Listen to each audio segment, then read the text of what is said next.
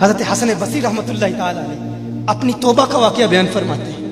وہ فرماتے ہیں کہ میں امیر کبیر شخص تھا، بہت امیر تھا، اور بصرہ کی گلیوں میں غریبوں کی خدمت کیا کرتا تھا۔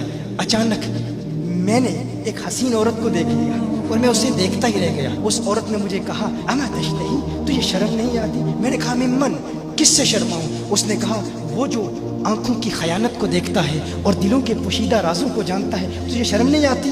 تجھے حیا نہیں آتی؟ کہا اس کا جملہ تو بہت بڑا تھا۔ حسن بصری اپنی توبہ کا واقعہ بیان فرما رہے ہیں، فرمایا اس کا جملہ تو بہت بڑا تھا لیکن وہ اتنی حسین تھی، ایسی خوبصورت تھی، میں پھر بھی مسلسل اسے دیکھتا رہا اور دیکھتا ہی رہ گیا۔ اور پھر آخر اس نے کہا کیوں بار بار مجھے دیکھتا ہے؟ میں نے اس عورت کو کہا کہ تیری آنکھیں اتنی خوبصورت ہیں کہ تیری جھیل جیسی آنکھوں میں ڈوبنے کا جی چاہتا ہے۔ اس عورت نے کہا اچھا تو ایسی بات کرتا ہے، تو یہاں انتظار کر۔ وہ عورت اپنے گھر میں چلی جاتی ہے۔ تھوڑی دیر کے بعد کہا میں انتظار کر رہا تھا، تھوڑی دیر کے بعد اس کی خادمہ آتی ہے، اس کے ہاتھ میں ایک تشت ہے اور اس تشت کے اندر اس پر ایک کپڑا ہے۔ کہا میں نے کپڑا اٹھایا تو اس میں اس کی 2 آنکھیں تھیں۔ اس نے اپنی 2 آنکھیں نکال کے اپنی خادمہ کو دے دی کہ اس کی وجہ سے اس کا دل دین سے دور ہوا ہے، مجھے یہ آنکھیں نہیں چاہیے۔ کہا اس پر ایک کاغذ تھا، کاغذ پر لکھا ہوا تھا مجھے ایسی آنکھوں کی ضرورت ہی نہیں جس سے ایک مرد فتنے میں مبتلا ہو جائے۔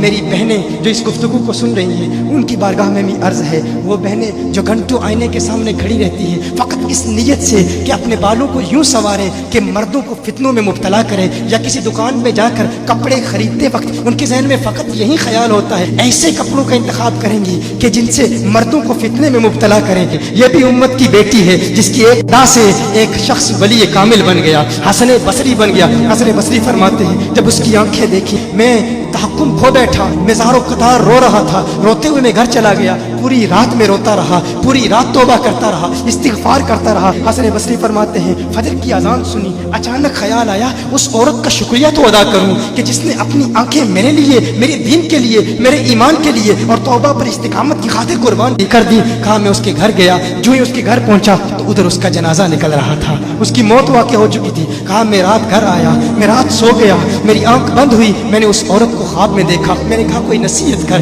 اس عورت نے کہا کہ جب تنہائی میں ہو اللہ کا ذکر کرتے رہو، اور جب صبح کرو تو استغفار کرو، شام کے وقت استغفار پڑھو۔ کہا میں نے اس وقت توبہ کر لی، ایک عورت میری توبہ کا سبب بنی، ایک عورت کی وجہ سے مجھے توبہ پر استقامت ملی۔ یہی حسن بصری پھر وہ واقعہ بھی آتا ہے، وہ دور بھی آتا ہے، ان کا ڈر کتنا ہے، ان کا تقوی کتنا ہے، پرہیزگاری کتنی ہے۔ یہی حسن بصری، ایک دن ایک شخص نے حسن بصری رضی اللہ تعالی عنہ سے کہا ہے حسن بصری کیا آپ جانتے ہیں کہ جہنم سے جو شخص سب سے آخر میں جہنم سے نکالا جائے گا اور پھر یا حنانو یا منانو پڑھتا ہوا جہنم سے باہر نکلے گا؟ حسن بصری فرماتے ہیں کاش میں وہ شخص ہوتا، کاش میں وہ شخص ہوتا۔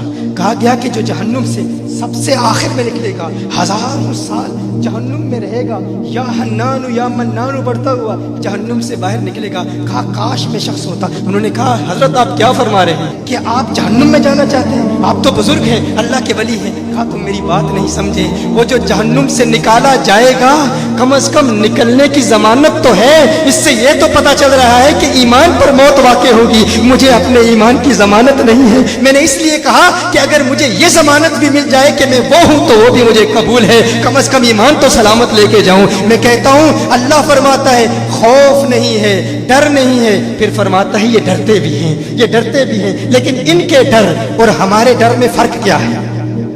ان کے ڈر اور ہمارے ڈر میں فرق کیا ہے؟ وہ ایک سے ڈرتے ہیں، کسی دوسرے سے نہیں ڈرتے۔ فرق کیا ہے؟ وہ ایک سے ڈرتے ہیں، ایک سے ڈرتے ہیں، کسی دوسرے سے نہیں ڈرتے۔ ہم اس ایک سے نہیں ڈرتے، اسی لیے ہر ایک سے ڈرتے۔ یہ فرق ہے، ہم اس ایک سے نہیں ڈرتے، اسی لیے ہر ایک سے ڈرتے ہیں۔